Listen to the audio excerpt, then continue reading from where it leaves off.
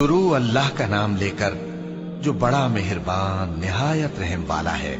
कसम है सलीके से सफ बांधने वालों की, फिर डांटने वालों की झिड़क कर, फिर जिक्र यानी कुरान पढ़ने वालों की गौर करके कि तुम्हारा माबूद एक ही है जो आसमान और जमीन और जो चीजें इनमें हैं सब का मालिक है, और सूरज के तुलू होने के मकामात का भी मालिक है। बेशक हम ही ने आसमान दुनिया को सितारों की जीनत से सजाया और हर शैतान सरकश से उसकी हिफाजत की कि ऊपर की मजलिस की तरफ कान न लगा सकें और हर तरफ से उन पर अंगारे फेंके जाते हैं, यानी वहां से निकाल देने को, और इनके लिए हमेशा का अजाब है। हाँ, जो कोई फरिश्तों की किसी बात को चोरी से झपट लेना चाहता है तो जलता हुआ अंगारा उसके पीछे लग जाता है। तो इनसे पूछो कि इनका बनाना मुश्किल है या जितनी खलकत हमने बनाई है उसका। इन्हें हमने चिपकने वाले गारे से बनाया है। हाँ, तुम तो ताज्जुब करते हो और ये मजाक उड़ाते हैं, और जब इनको नसीहत की जाती है तो नसीहत कबूल नहीं करते, और जब कोई निशानी देखते हैं तो ठट्ठे करते हैं और कहते हैं कि ये तो खुला जादू है। भला जब हम मर गए और मिट्टी और हड्डियां हो गए तो क्या फिर उठाए जाएंगे? और क्या हमारे बाप दादा भी जो पहले हो गुजरे हैं? कह दो कि हाँ और तुम लोग जलील होगे।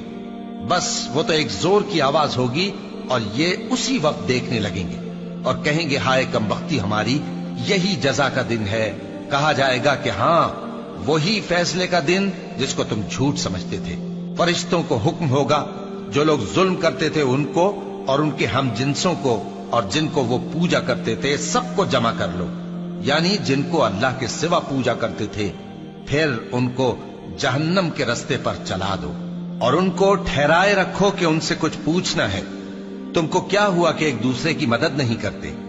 असल बात यह है कि आज ये लोग अपनी गलती तस्लीम कर रहे हैं और वो एक दूसरे की तरफ रुख करके सवाल और जवाब करेंगे।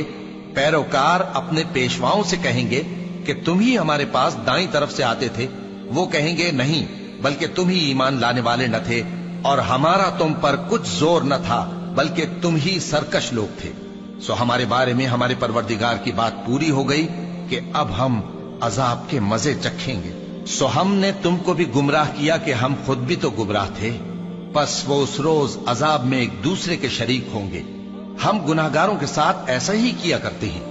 उनका ये हाल था कि जब इनसे कहा जाता था कि अल्लाह के सिवा कोई माबूद नहीं तो तकब्बुर करते थे और कहते थे कि भला हम एक दीवाने शायर के कहने से कहीं अपने माबूदों को छोड़ देने वाले हैं? नहीं, बल्कि यही हक लेकर आए हैं और पहले के पैगंबरों को सच्चा कहते हैं।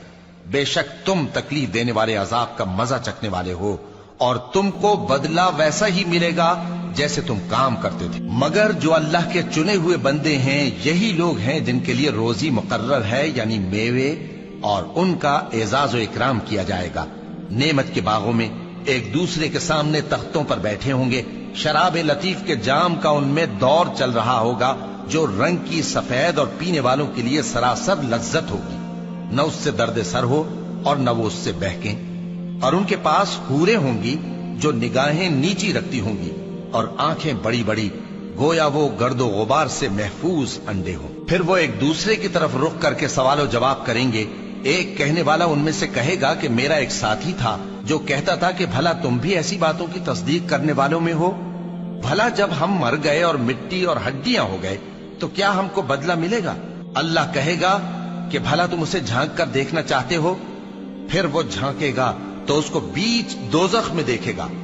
कहेगा कि अल्लाह की कसम, तू तो मुझे भी हलाक करने लगा था, और अगर मेरे परवरदिगार की मेहरबानी ना होती तो मैं भी उनमें होता जो अजाब में हाजिर किए गए हैं। तो क्या वाकई अब हम मरने वाले नहीं? हाँ, जो पहली बार मरना था सो मर चुके और हमें अजाब भी नहीं होने का। बेशक यही तो बड़ी कामयाबी है। ऐसी ही नेमतों के लिए अमल करने वालों को अमल करने चाहिए। भला ये मेहमानी अच्छी है या थूहर का दरख्त? हमने उसको जालिमों के लिए बला बनाया हुआ है। वो एक दरख्त है कि जहन्नम की तह में उगेगा।